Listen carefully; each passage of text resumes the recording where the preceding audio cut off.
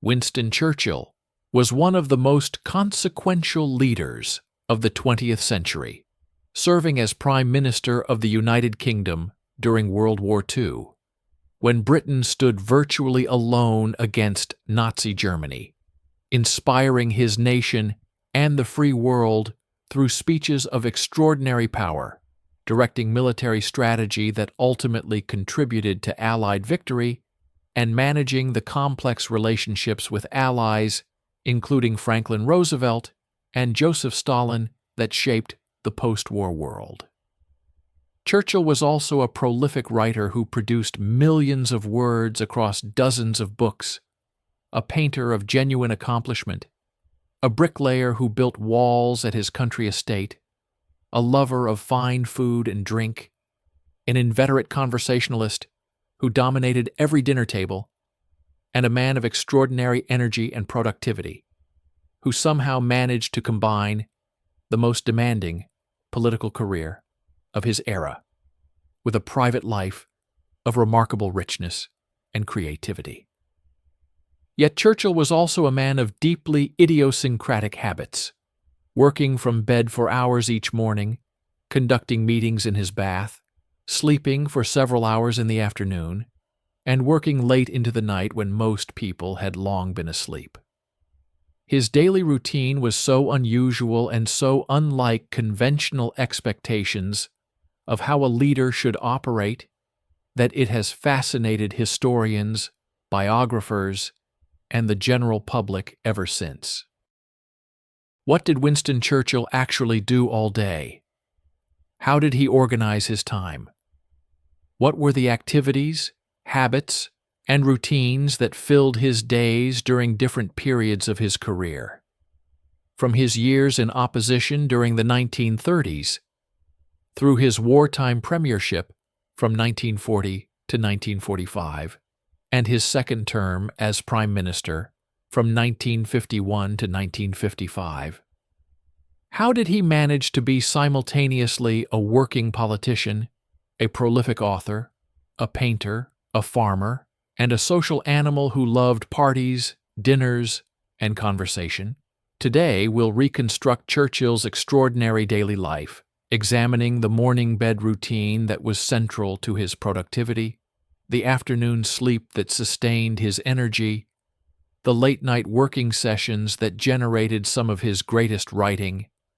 the social rituals of meals and conversation, and the various activities that combined to make Churchill's days among the most remarkably productive and remarkably unusual of any major political leader in history. This is a story about productivity and creativity, about how one man's idiosyncratic habits enabled extraordinary output across multiple domains simultaneously, about the role of discipline within apparent indulgence, and about how Churchill's daily routines reflected his personality, his values,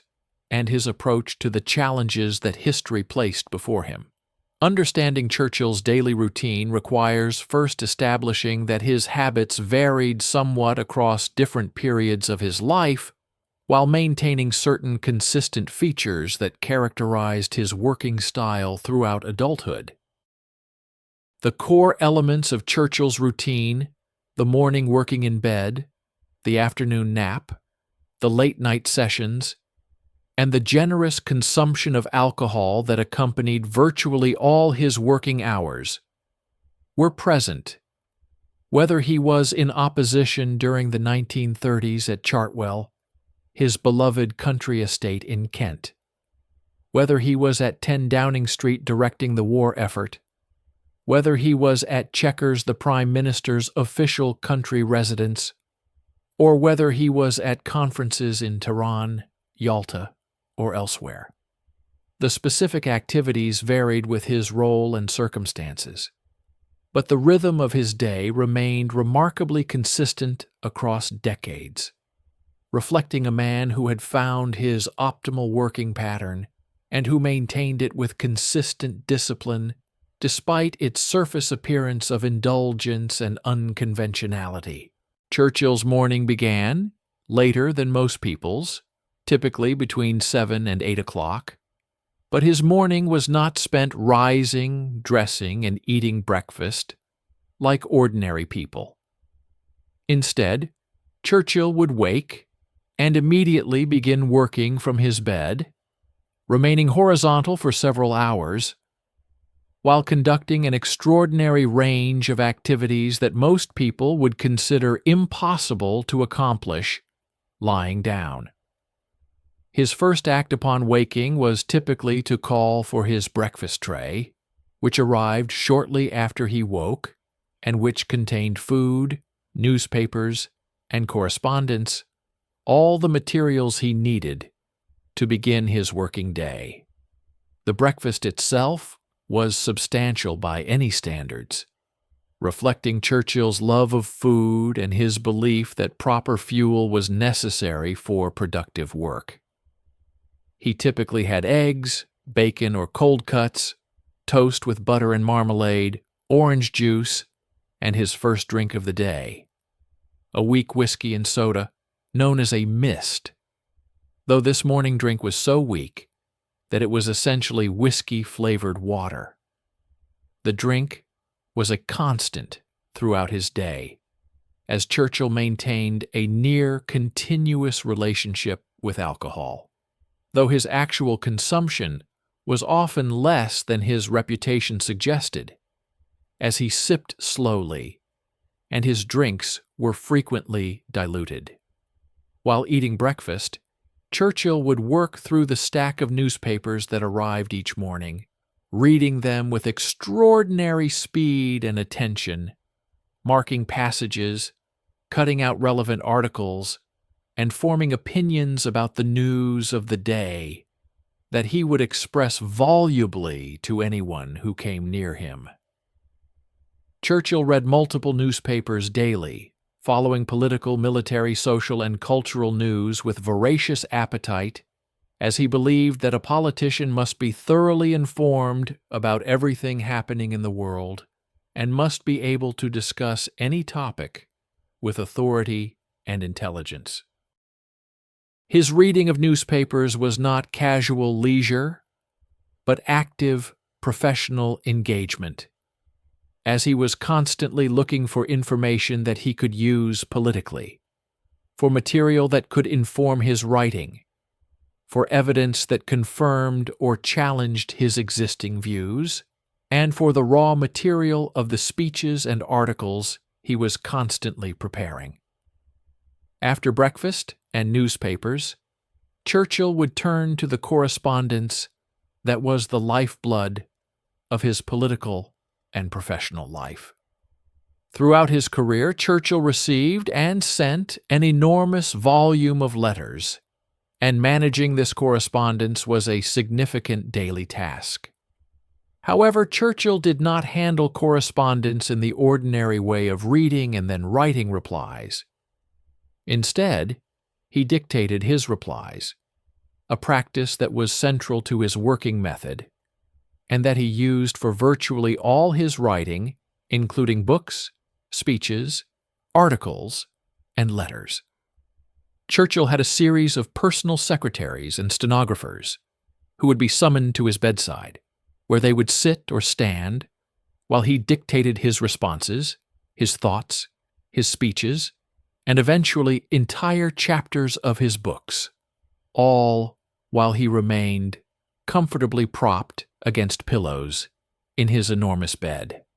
The dictation was a performance as much as a work method, as Churchill would compose aloud, speaking complete sentences and paragraphs, pausing to consider phrasing, occasionally asking for a passage to be repeated so he could hear how it sounded, and generally treating dictation as an art form rather than simply a convenient way of creating text. The dictation sessions could last for hours, and Churchill's secretaries worked in shifts to maintain coverage throughout his extended working day. During the morning bed session, Churchill might dictate 10, 15, or even 20 letters,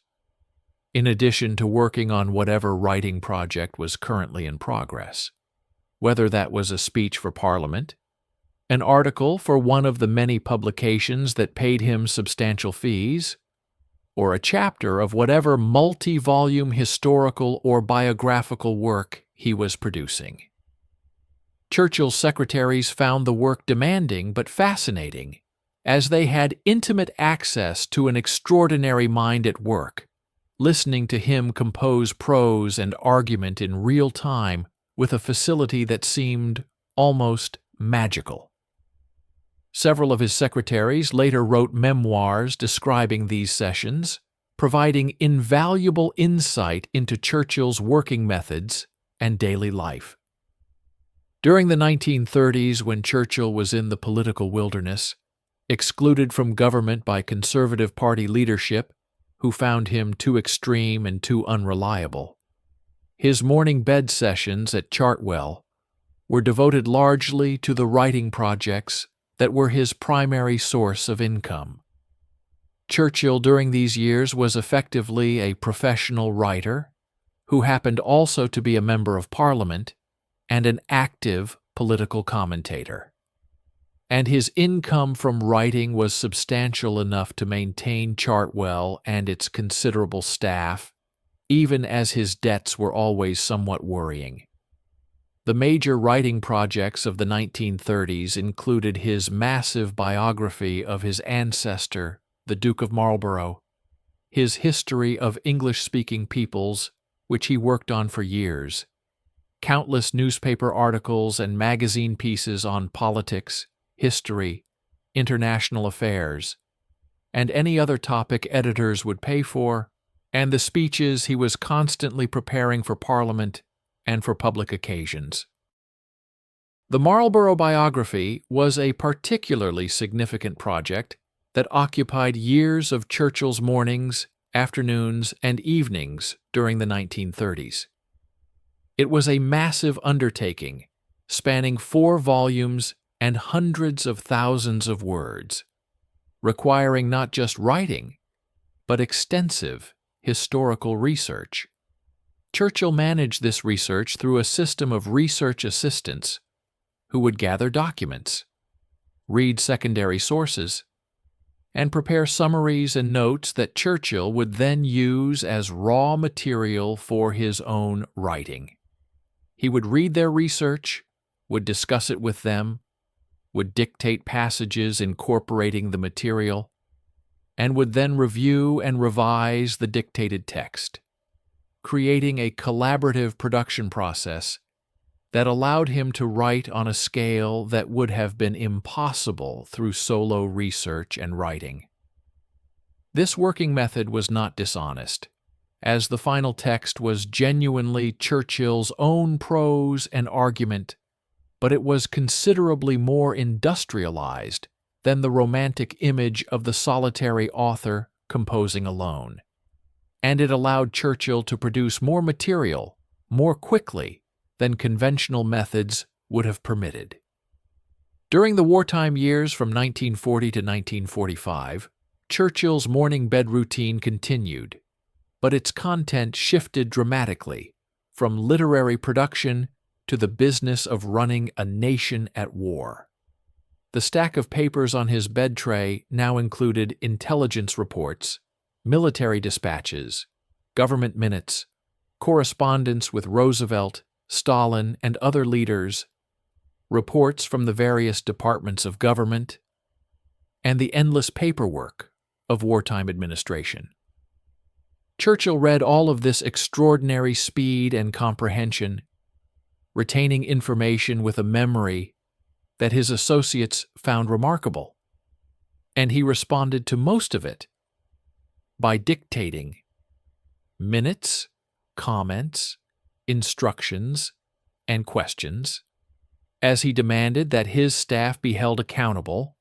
and that every document receive a response or at least an acknowledgement. Churchill developed a system of colored boxes for organizing papers, with red boxes containing the most urgent matters requiring immediate attention, black boxes for important but less urgent matters, and other containers for correspondence and reference materials. These boxes would be loaded onto his bed in the morning, and Churchill would work through them systematically, while simultaneously breakfasting, reading newspapers, receiving briefings from staff, dictating responses, and conducting the various other activities that filled his morning hours. The organizational system reflected Churchill's need to maintain control over the enormous volume of information flowing through his office, and to ensure that nothing important was missed, as missing a crucial piece of intelligence or failing to respond to an urgent communication during wartime could have catastrophic consequences. Churchill's wartime mornings also included meetings that other leaders would have conducted in offices or conference rooms, but that Churchill often held in or around his bedroom. Generals, ministers, intelligence chiefs, and various officials would be summoned to his bedroom, where they would present their information or requests, while Churchill remained in bed in his nightshirt or silk dressing gown, propped against pillows, occasionally gesturing emphatically to make a point, sometimes puffing on a cigar that appeared by his side as the morning progressed. These meetings struck many visitors as bizarre, as they were unused to conducting serious business with the head of government while he was still in bed. But Churchill's associates quickly learned that his morning meetings were perfectly serious and productive, even if the setting was unconventional. The meetings were held in bed, not because Churchill was lazy or self-indulgent, but because they were more efficient for him, allowing him to continue working through papers and dictating responses during moments when visitors were gathering their thoughts or consulting notes. The cigar that was almost synonymous with Churchill's public image typically appeared by mid-morning and would be present for most of his remaining waking hours. Churchill's cigar smoking was habitual and nearly constant, though he often held cigars that were largely unsmoked or that went out and were relit, meaning his actual tobacco consumption may have been less than the constant presence of a cigar suggested. However, the cigars were important to his working routine, in a way beyond mere nicotine consumption, as they served as props that helped him think, as punctuation marks in his dictation and conversation, and as a form of oral engagement that suited his intensely verbal nature. The management of his cigars, the lighting, the relighting, the occasional discarding, and the fetching of replacements was handled by his personal staff, who learned to anticipate his needs. Around midday or early afternoon, Churchill would finally rise from bed and prepare for the day's more conventional activities. The process of rising was itself a ceremony involving his personal valet, who would prepare his bath, lay out his clothing, and generally assist with the transition from bed to vertical life. Churchill's clothing was always a matter of attention and care, as he was vain about his appearance and had strong preferences for particular garments, including his distinctive siren suits, practical one-piece garments that he wore around the house and occasionally in public, his naval officer's uniform when visiting naval establishments, and his characteristic black coat and Homburg hat for political occasions. His valet, Frank Sawyers, during the war years, became famous for managing Churchill's complex wardrobe requirements and for accompanying him on overseas trips, where maintaining appropriate dress standards in various climates and contexts required considerable ingenuity. Churchill's midday emergence from his bedroom did not mean that he adopted conventional working patterns for the afternoon. Instead, The late morning and early afternoon were occupied by meetings, visits, inspections, and various official engagements that varied depending on his current role and location. During wartime, these might include visiting bombed areas of London, touring military facilities, meeting with the War Cabinet, greeting visiting dignitaries, or conducting the various official duties of a wartime prime minister. During his periods in opposition, these afternoon activities might include parliamentary business, constituency work, meetings with political allies and journalists, or simply the work on various writing projects that continued throughout his days in opposition. However, the most important and most singular feature of Churchill's afternoon was his nap, a lengthy sleep that he took every day without exception, regardless of how demanding the circumstances might be. Churchill believed passionately in the afternoon nap and regarded it as not a luxury, but a necessity, claiming that it allowed him to effectively have 2 working days in every calendar day by refreshing his mind and body at the midpoint so that the evening and night could be as productive as the morning had been. The nap was typically taken after lunch, which was usually the midday or early afternoon meal and could last anywhere from 1 to 2 hours. Churchill undressed completely for his nap, getting into bed properly rather than simply lying down on a couch and sleeping soundly and deeply in a way that colleagues initially found alarming, as he could apparently fall asleep almost instantly and wake equally quickly with his mind fully engaged. Churchill famously attributed his ability to withstand the extraordinary pressures of wartime leadership partly to his afternoon nap, and he was evangelical about its benefits, recommending it to others and defending it against any suggestion that it was inappropriate or self-indulgent. His wartime aide, Lord Ismay, and other colleagues recorded how the nap was inviolable, how even in the most dramatic circumstances, Churchill would take his afternoon sleep, and how he emerged from it refreshed and energized for the evening's work. When Churchill traveled overseas to conferences, the nap traveled with him, and his hosts had to accommodate this unusual requirement. At the Tehran Conference in 1943 and the Yalta Conference in 1945, his personal sleeping arrangements were arranged to allow for the afternoon nap, regardless of conference schedules. Churchill was unapologetic about this requirement, and his confidence in its value was such that no one seriously challenged it, particularly as his demonstrated productivity made clear that whatever he was doing was working. Lunch was a major occasion in Churchill's daily life, as he loved food and valued mealtimes as opportunities for conversation and social connection.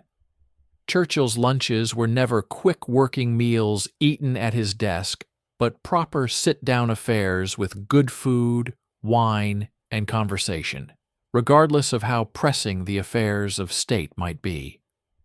His wartime lunches at Downing Street or Chequers typically included selected guests, including ministers, generals, visiting dignitaries, journalists, friends, and family, mixed according to what combination of people Churchill thought would produce interesting conversation. The guest lists were carefully considered, as Churchill used mealtimes strategically to gather information, to influence opinion, to build relationships, and to maintain the social networks that were essential to political leadership. The food and drink at Churchill's table were always excellent and abundant, a source of criticism during wartime when rationing was in force for ordinary Britons. Churchill's household was officially subject to rationing requirements, but in practice the table at Downing Street and Chequers was considerably more generous than ordinary British households experienced. This discrepancy was occasionally noted critically in media and Parliament, though Churchill's popularity during wartime largely shielded him from serious criticism. The wine was always good, Churchill preferring champagne, particularly Paul Roger, which was his lifelong favorite, as well as Burgundy, port, and brandy. The quantities consumed at Churchill's lunches were substantial by conventional standards, though Churchill's own consumption was often more moderate than his reputation suggested, as he would sip rather than gulp and would occasionally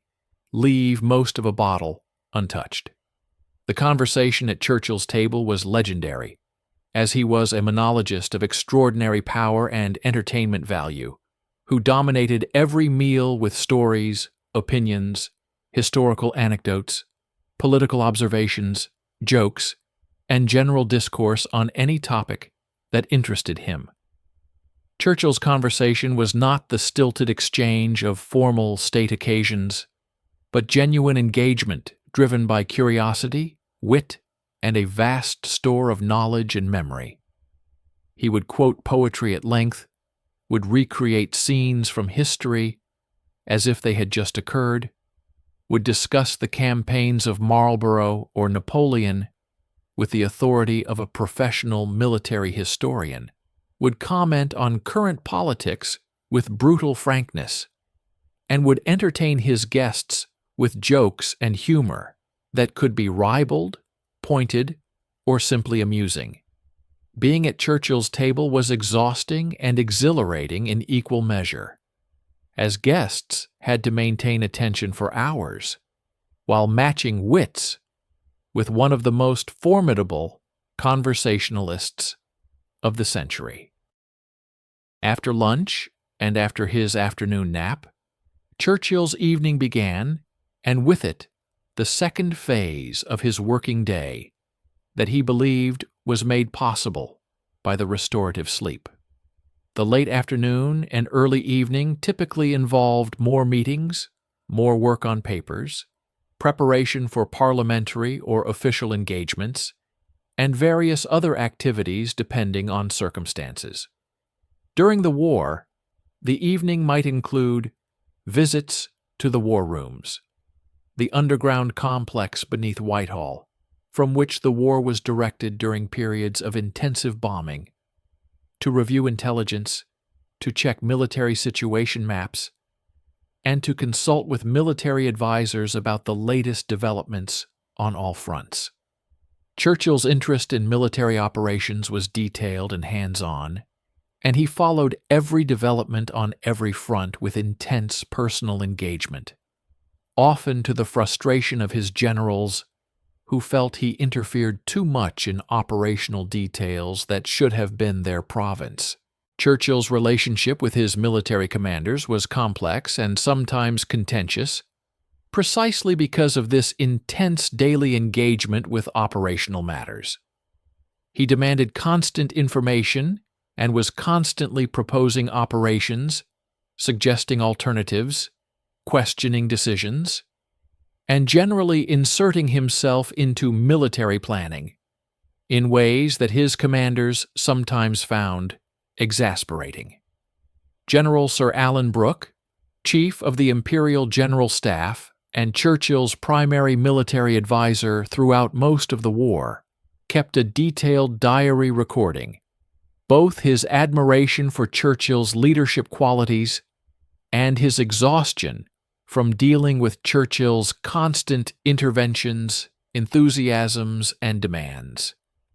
The picture that emerges from Brooke's diary and from other military memoirs is of Churchill as a demanding, sometimes brilliant, sometimes wrong-headed military amateur whose instincts could be inspired or disastrous,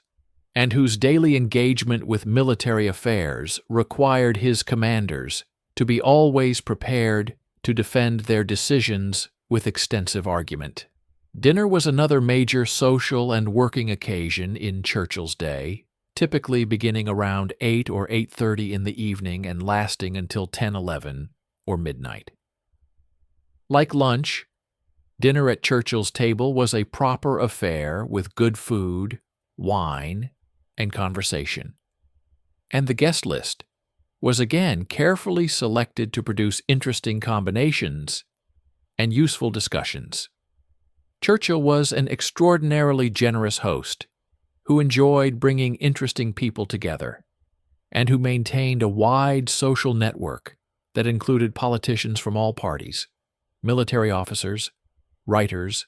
artists, scientists, industrialists, and international figures. His dinners served multiple purposes, including relaxation, entertainment, political intelligence gathering, relationship building, and the kind of informal discussion that generated ideas and influenced decisions in ways that formal meetings did not. During wartime dinners at Chequers, which became particularly famous gatherings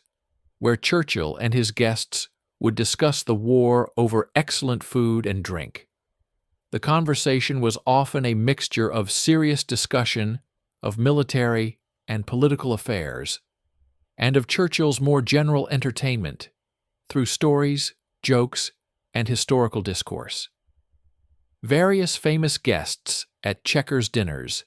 including General Dwight Eisenhower, General George Marshall, Averell Harriman, Harry Hopkins, and others who represented American interests in London, recorded their impressions of these occasions, generally combining admiration for Churchill's brilliance and generosity with bewilderment at the eccentric schedule and the length of evenings that stretched well beyond midnight. The late evening and night were when Churchill's most sustained and productive intellectual work typically occurred. After dinner, and after guests had departed, Churchill would often work until 2, 3, or even 4 in the morning, dictating documents, working on speeches, reviewing papers, conducting late-night meetings with colleagues who were willing or required to keep his hours, and generally continuing the working day long after others had gone to bed. His staff took turns providing coverage for these late-night sessions, and Churchill's personal assistants and private secretaries developed a remarkable tolerance for the extraordinary hours their employer kept. Several of them later described the experience of working with Churchill in the small hours of the morning, when his energy seemed undiminished despite the hour, and when he would dictate with the same facility and eloquence that characterized his morning sessions. The late-night working sessions were particularly important during periods when Churchill was working on major writing projects, as the combination of the post-dinner mental clarity that he experienced and the absence of interruptions made the late hours his most sustained, productive writing time. During the 1930s, when he was working on Marlborough and on other books, Churchill would often dictate chapters of his history late into the night, with a secretary, taking down his words while he paced, smoked, occasionally sipped brandy, and composed aloud. The quality of the prose produced in these late-night sessions was genuinely remarkable, a fact that astonished colleagues who found it difficult to believe that someone who had been drinking and talking for hours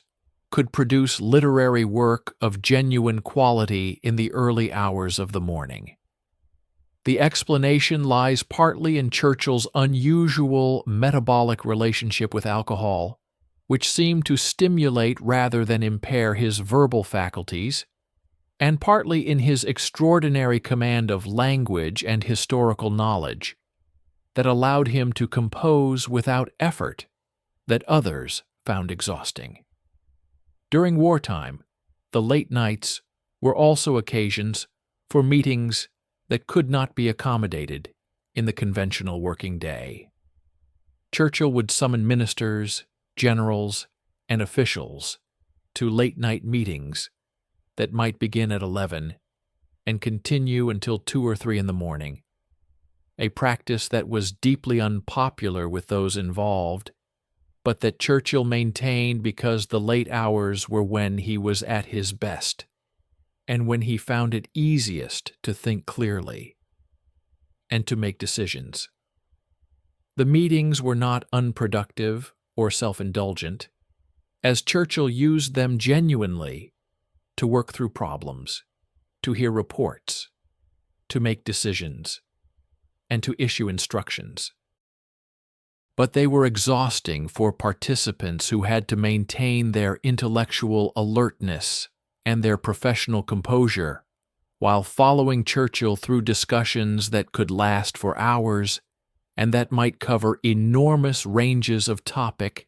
before reaching conclusions.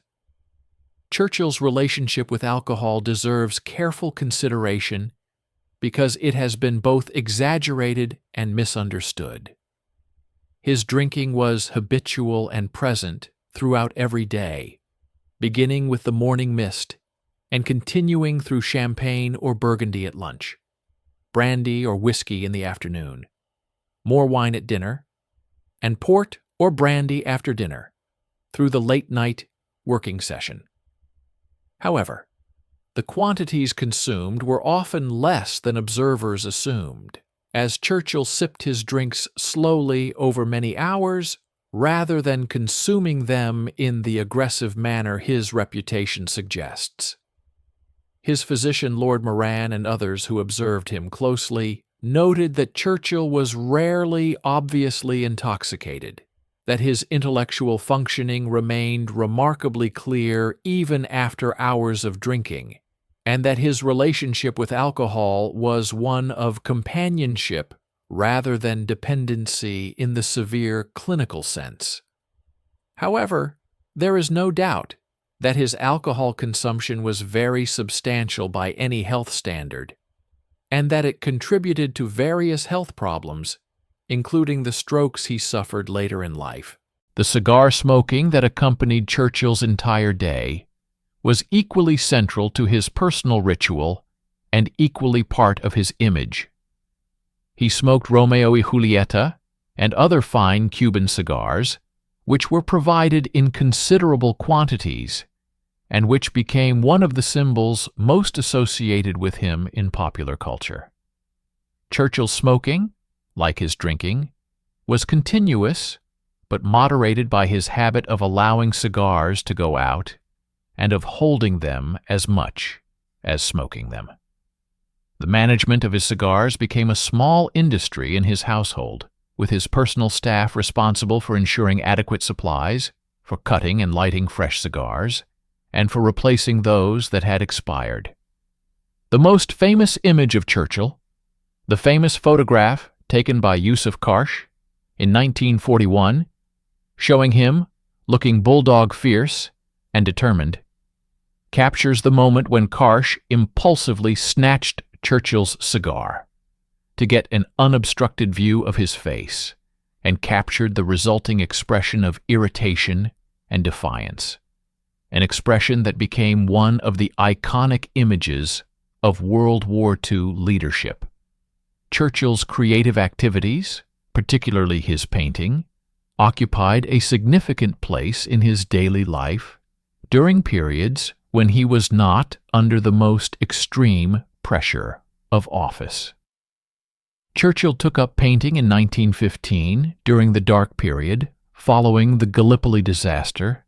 when he had been forced out of the Admiralty and was in profound depression, and he found in painting a genuine creative refuge and a form of mental engagement that was completely different from the verbal and intellectual work that dominated all his other activities. Painting became one of Churchill's most important coping mechanisms and creative outlets. and he produced over 500 paintings during his lifetime, many of them technically accomplished works that were exhibited and sold to genuine critical appreciation rather than merely as curiosities by a famous amateur. During periods of political inactivity, particularly during the 1930s when he was excluded from government, Churchill painted regularly at Chartwell and during foreign travels, often spending afternoons after his nap in the studio he had built at Chartwell, or setting up his easel in the grounds to capture the landscapes, the pools, and the garden features he loved. The afternoons that were not consumed by writing could be devoted to painting, and Churchill threw himself into these sessions with the same intensity and concentration that he brought to all his activities. He was a determined, rather than naturally gifted painter, who worked hard at improving his technique, studied the old masters he admired, and sought advice from professional painters, including Sir John Lavery and Paul Mays, incorporating their guidance into his practice. The results were genuine paintings by any standard, and Churchill took enormous pride and pleasure in his artistic work. Churchill's love of Chartwell, his country estate in the Weald of Kent that he purchased in 1922, and that was his beloved home until his death, meant that periods spent there were among his most productive and most personally fulfilling. At Chartwell, Churchill's daily routine was supplemented by various physical activities that reflected his love of the property and his need for physical as well as mental engagement. He was famous for bricklaying, having learned the skill and having used it to build walls around Chartwell's gardens with his own hands, a fact so extraordinary in a man of his position that it attracted considerable press attention and public fascination. Churchill actually joined the Amalgamated Union of Building Trade Workers as a working member, though this created political controversy and was eventually deemed inappropriate. The bricklaying was not mere hobby or affectation, but genuine physical labor that Churchill found satisfying and that provided balance to the entirely cerebral nature of his other work. Chartwell also involved Churchill in farming, as the estate included agricultural land and various animals, and Churchill took genuine, if somewhat amateur, interest in the farm's activities. He would inspect the cattle and the pigs, would discuss farming matters with his farm manager, and would generally engage with the agricultural life of the estate in ways that connected him to the landscape and to the practical realities of rural life. He loved the gardens, the swimming pool that he had built and used regularly in summer, the ponds where he kept his famous golden carp, and all the natural features of the property. Chartwell represented for Churchill a kind of rooted, permanent home that contrasted with the itinerant life of politics, and that provided the psychological security of a place entirely his own. During his second premiership, from 1951 to 1955, when Churchill was in his late 70s and dealing with declining health, including a severe stroke in 1953 that was concealed from the public, his daily routine maintained its essential structure, but necessarily became less intensive and less productive as his health and energy deteriorated. The morning bed sessions continued, but Churchill increasingly struggled to maintain the concentration and energy that had characterized his earlier working methods. His reading slowed, his dictation became less frequent, and his engagement with the complex business of government was less vigorous and less comprehensive than it had been during the war years. His ministers and civil servants found that Churchill, in his second premiership, was no longer the dominating intellectual force he had been, and that his decisions were sometimes confused or inconsistent in ways that reflected the cognitive effects of his 1953 stroke. However, even in this reduced state, Churchill's daily routine retained remarkable elements of the pattern he had maintained throughout his adult life. He still spent mornings in bed with his newspapers and correspondence. He still took his afternoon nap without fail. He still had his drinks throughout the day. He still enjoyed the conversation and social pleasures of meals with interesting guests. And he still occasionally painted, though less frequently, and with somewhat less facility, than before his health declined. The habits of a lifetime are not easily broken, and Churchill's daily routine proved remarkably resilient, even as the capacity to execute it fully was diminished by age and illness. Churchill's reading throughout his life was voracious and wide-ranging in ways that fed all his other activities. He read history with particular passion, having been largely self-educated through reading during his early military career, when he had obtained books from his mother and had worked his way through Gibbon, Macaulay, Plato, and many others, with the systematic determination of someone who recognized the gaps in his formal education and was determined to fill them. This reading built the vast historical knowledge that made his writing authoritative and his conversation so densely packed with reference and allusion. He also read military history, biography, contemporary fiction, poetry, which he loved and could quote at extraordinary length, and political writing of all kinds. The reading was not confined to mornings, but happened throughout the day in available moments, and Churchill retained what he read with a memory that served him effectively throughout his career. The speeches that were Churchill's most famous contribution to political history were products of an elaborate preparation process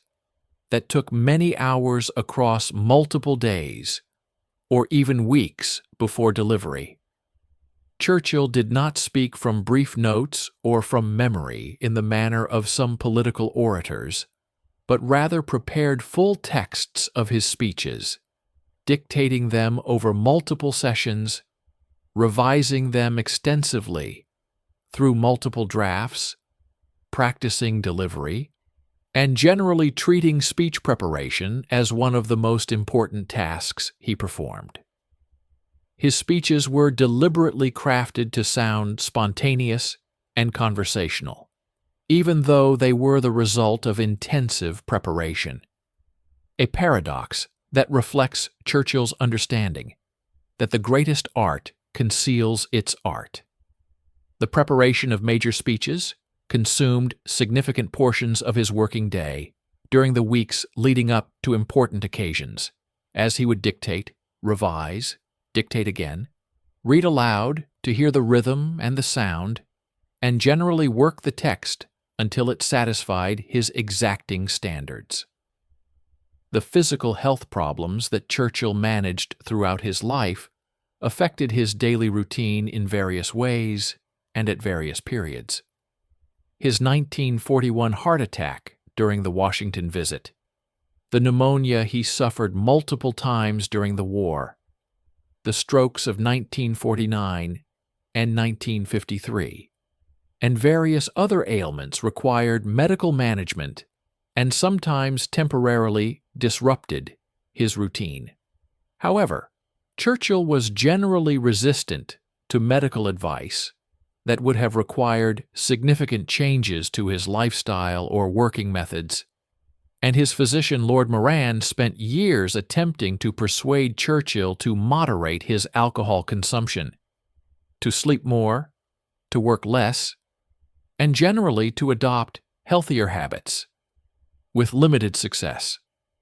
Churchill's attitude was that he had maintained his habits for decades, and they had served him well, and that changing them at advanced age was both undesirable and probably futile. Whether this attitude reflected wisdom or stubbornness, or perhaps both, his longevity suggests that his unusual routine was not as damaging as conventional medical advice might have suggested. The role of his secretaries and personal staff in enabling Churchill's productivity cannot be overemphasized. Without the team of personal secretaries who took his dictation around the clock, the research assistants who gathered material for his books, the personal valet who managed his physical needs and clothing, the cook and household staff who maintained his domestic life, and the various other individuals who made Chartwell and Downing Street function, Churchill's extraordinary output would have been impossible. He was demanding and sometimes difficult to work for, as his hours were punishing and his standards were exacting. But he also inspired genuine devotion in his personal staff, many of whom served him for years or decades, and who found working for him, despite the challenges, a uniquely rewarding experience. Looking at Churchill's daily routine in retrospect, what is most striking is not its eccentricity, but its effectiveness. A man who worked from bed for several hours each morning, slept for 2 hours in the afternoon, ate and drank generously at every meal, and worked until 3 or 4 in the morning, nonetheless produced an output that would be remarkable for anyone, let alone for a man also serving as one of the most demanding political roles in the world. The explanation lies partly in the sheer number of hours he devoted to work, as working from 7 in the morning with only the nap interruption until 3 or 4 at night represents an extremely long working day, even if much of it was spent in bed or at meals, and partly in the extraordinary quality of his mind, which could process information, synthesize argument, and compose prose with a facility that made his hours unusually productive compared to those of most people.